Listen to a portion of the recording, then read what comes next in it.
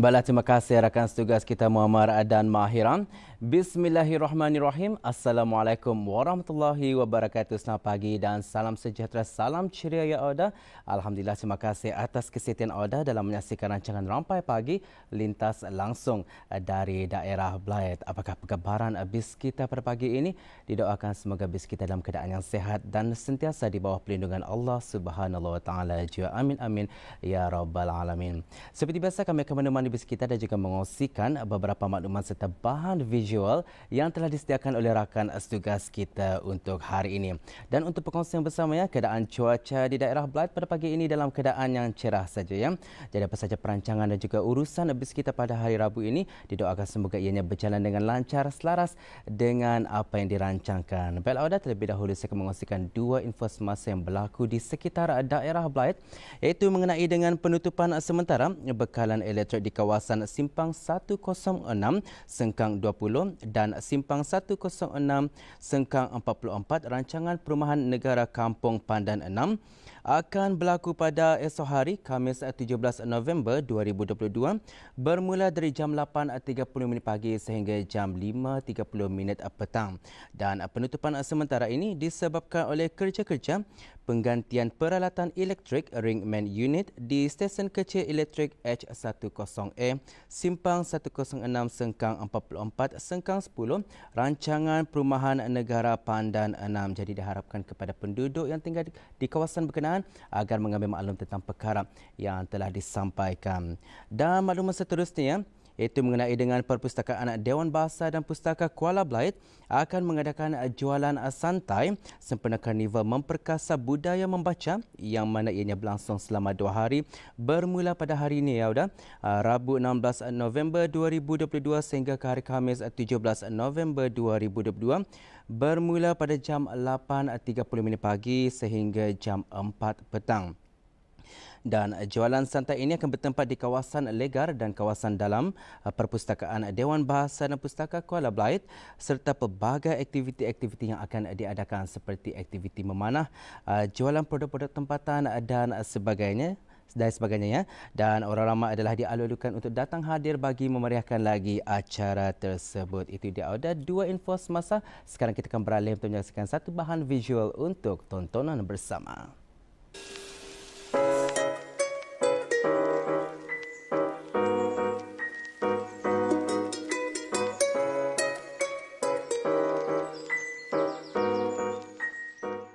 Masyarakat Ketani dahulu memang kaya dengan warisan pertukangan tangan dan tidak kurang juga dengan kreativiti yang dicipta untuk memenuhi keperluan masyarakat.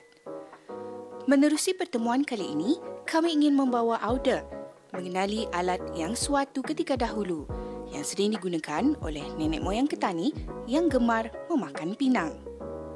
Alat warisan yang dimaksudkan ialah tempat menyimpan sirih pinang ataupun celapa. Menurut Haji Sulaiman bin Haji Udin, salah seorang penggemar barang-barang antik, celapa suatu ketika dahulu memainkan peranan yang penting. Seterusnya, beliau menjelaskan. Kalau bercakap pasal celapa ini, yang sebenarnya adalah merupakan satu alat atau peralatan bagi zaman Datuk Nini kita ni.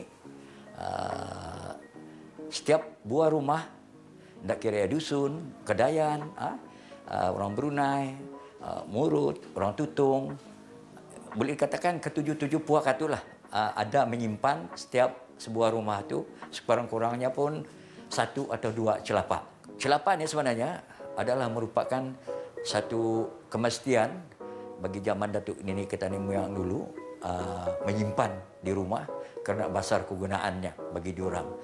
Terutama sekali maknanya iya tah sama ada yang datang itu secara rasmi ataupun tidak rasmi, celapa inilah yang mula-mula sekali mengalu-ngalukan kedatangan tetamu itu ke rumah itu. Jadi dalam perkara macam ni, celapa ini bukan saja ya dilengkapkan dengan bahkan dia ada cupunya. Cupu-nyepunya itu ada kegunaan masing-masing. Ada menyimpan gambir, ada menyimpan kapur, ada menyimpan jintan hitam dan sebagainya. Kemudian ada juga disediakan sana kelakatinya, termasuk segala gucunya. Gucu itu bagi orang melumatkan atau menghancurkan bahan-bahan daripada kapur, daripada siri, daripada pindang, daripada tadi gambir ataupun jintan itu dianukan, dicampurkan atau digaulnya kita ini. Dia itu baru diorang dibagikan kepada orang siapa yang akan makan itu. Kemudian bukan lagi saja siri itu pun ada tempat orang menaruh tu, yang kena panggil lengguai dulunya. Lengguai itu tempat orang menyimpan siri. Kemudian gucu itu pun memang ada. Semua peralatan-peralatan itu, gucu kah, celapak kah, kecuali lengguai, kecuali kelangkati saja. Kelangkati itu dibuat daripada basi, tapi kalau segala celapak, lengguai dan gucu itu dibuat daripada tembaga tu. Itu yang bizarnya lah. Penggunaan tapak sirih asalnya dibudayakan oleh masyarakat alam Melayu yang disebut sebagai celapa. Tapak sirih terdiri daripada pelbagai olahan bentuk dan dihiasi oleh corak mahupun motif yang membawa maksud tersirat bergantung kepada tempat asal pembuatannya. Untuk pengetahuan anak-anak muda kata ni masa ini, anak-anak belia kata ni umpamanya, sebeli-bulinya kalau dapat, indah pun orang menyimpan, sekurang-kurang orang tahu apa alatan-alatan orang zaman-zaman dulu itu.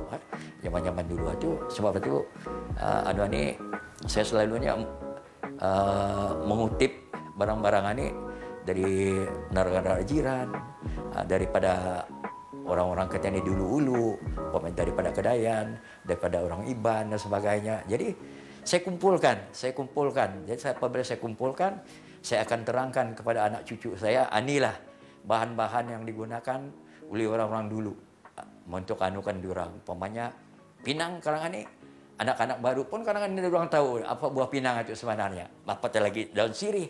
Daun sirih itu sebenarnya ubat. Merupakan ubat atau apabila dicampur dengan pinang, segala gambir, jintan hitam dan sebagainya, menjadikan satu ubat bagi diorang.